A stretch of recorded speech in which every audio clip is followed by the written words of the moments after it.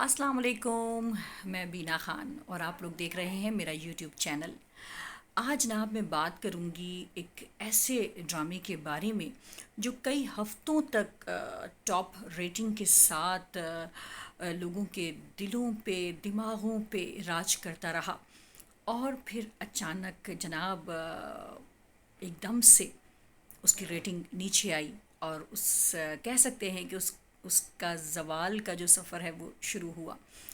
Pakistani drama industry में इस तरह की चीज़ें बहुत कम देखने में आती हैं, बल्कि जहाँ तक मैं अपनी मेमोरी की बात करूँ तो मुझे नहीं याद पड़ता कि पाकिस्तानी ड्रामा इंडस्ट्री में कोई ड्रामा ऐसा मेरे माइंड में नहीं आ रहा है जो एकदम से हाई फाई मतलब रहा हो और फिर एकदम से उसका डाउनफॉल शुरू हुआ हो।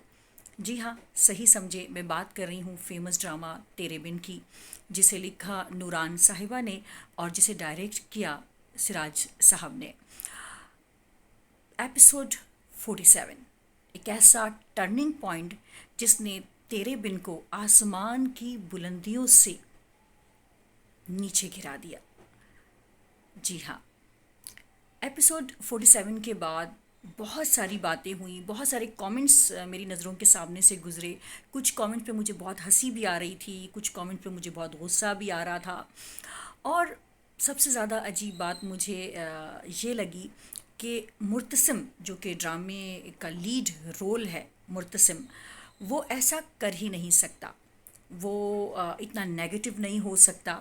वो अपनी प्यारी बीवी जिससे वो बहुत मोहब्बत करता है उसके साथ वो कुछ गलत कर ही नहीं सकता। क्यों? मेरा सवाल उन तमाम व्यूवर्स से है कि क्यों? मुर्तसिम जो इस ड्रामे का हीरो है वो भी एक इंसान है, ऐसा ही है ना। और हमारे मज़हब यानी मैं बात करूँ दीन इस्लाम में, तो गुस्से को हराम कहा गया है। और गुस्से को इसीलिए हराम कहा गया है कि इंसान गुस्से की हालत में अक्ल उसकी काम करना बंद कर देती है। गुस्सा हराम है क्योंकि गुस्से में आप शरीफ होते हुए भी, अच्छे होते हुए भी बहुत ज़्यादा गलत फ़ैसले ले लेते हैं।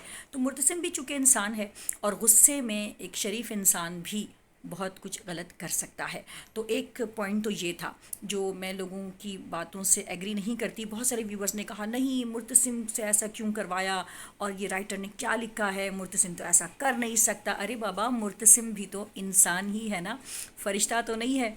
और गुस्सा हराम इसीलिए कहा गया है कि गुस्सा एक ऐसी चीज़ है, एक ऐसी हालत है जो एक शरीफ से शरीफ इंसान से भी कुछ भी गलत करवा सकती है। और पॉइंट नंबर 2 जिस पे मुझे एतराज़ हुआ वो बहुत अजीब लगा मुझे।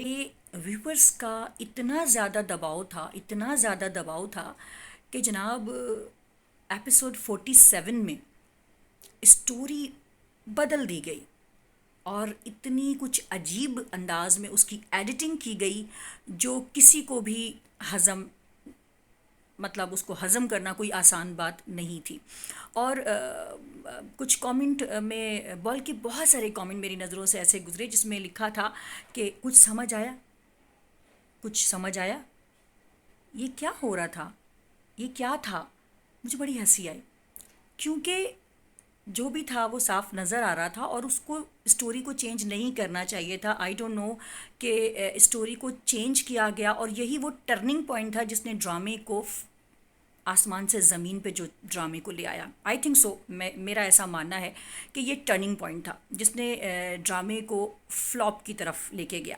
एक सुपर हिट ड्रामे को जो है वो व्यूवर्स का अब दिल भी नहीं है उसमें ज़्यादा। आई थिंक सो, ये एक टर्निंग पॉइंट था जिसने ड्रामे को, एक सुपर हिट ड्रामे को ज़मीन की तरफ लेकर के आया। एक लोगों ने उसको देखना बंद कर दिया। मैं हैरान हूँ कि अब्दुल्ला कादवानी एक बहुत बड़ा नाम, असद एक बहुत बड़ा नाम, जो जिनका प्रोडक्शन हाउस है ये, जिनकी प्रोडक्शन है ये, उन लोगों ने कैसे आवाम के प्रेशर पे स्टोरी को चेंज किया। ठीक है ना, क्योंकि आवाम ये कह रही थी कि मुर्तसिम ऐसा कर नहीं सकता, जबकि मैं कह रही हूँ कि मुर्तसिम ऐसा कर सकता है, बल्कि कोई भी इंसान गुस्से की हालत में कुछ भी गलत कर सकता है। ठीक है ना, तो स्टोरी चेंज नहीं करनी चाहिए थी। भले प्रेशर था, बहुत प्रेशर था, बहुत पैमरा का भी प्रेशर था, लेकिन स्टोरी सीन वही रखते, कहानी वही रखते, थोड़ा सा दिखाने का अंदाज़ तब्दील हो जाता।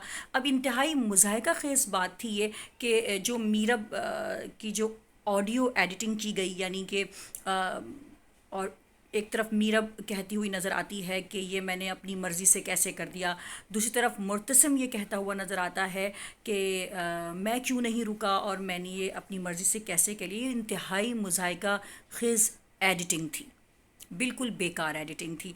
यानी एक सुपरहिट ड्रामे को एक उसका कहते हैं ना कि उसका भुर्ता निकाल दिया, एक तरह से कहना चाहिए कि एग्री नहीं करती मैं इस चीज़ से।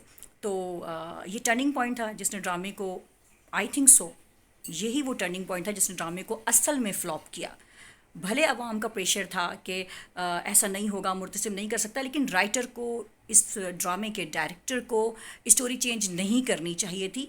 जो भी था उसके उसके उसके उसका व्यू चेंज किया जा सकता था, लेकिन कॉन्सेप्ट नहीं बदलना चाहिए था। ड्रामे के डायरेक्टर को स्टोरी चेंज नहीं करनी चाहिए थी। और इतनी गंदी, इतनी थर्ड क्लास में कहूँगी एडिटिंग, वो लग रहा था कि वो ज़बरदस्ती की एडिटिंग की गई है, ज़बरदस्ती की ऑडियो उसमें डाले गए हैं और बहुत सारे हया का सीन उसमें से ड्रॉप किया गया, जबकि नहीं करना चाहिए था हया का सीन भी।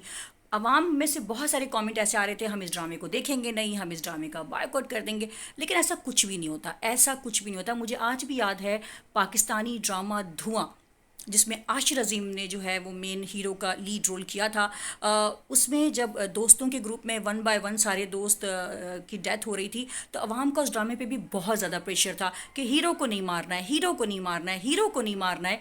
लेकिन उस कहानी को तब्दील नहीं किया गया। मुझे आज भी याद है, और लास्ट एपिसोड में हीरो की भी डेथ हो जाती है।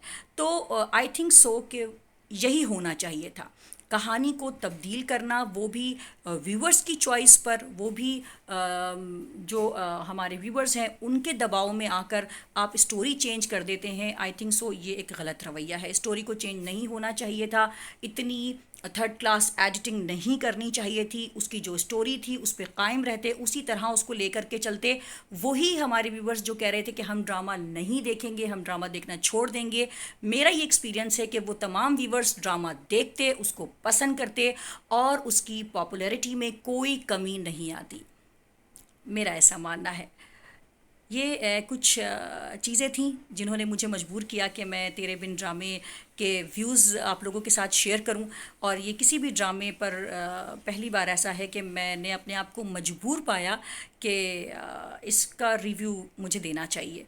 तो ये वो ड्रामा है तेरे बिन जिसने मुझे मजबूर किया, बल्कि तेरे बिन ने मुझे मजबूर नहीं किया। तेरे बिन जो एक ट्रेंड बन गया था, तेरे बिन जो एक सुपर हिट ड्रामा था, उसके फ्लॉप का जो सफ़र है उसने मुझे भी हर्ट किया। तो ये वो टर्निंग पॉइंट था जिसने मुझे मजबूर किया कि मुझे इस ड्रामे पर जो है वो, ख़ास कर इस ये फ्लॉप क्यों हुआ, इस पर मुझे रिव्यू ज़रूर देना चाहिए। Thank you so much.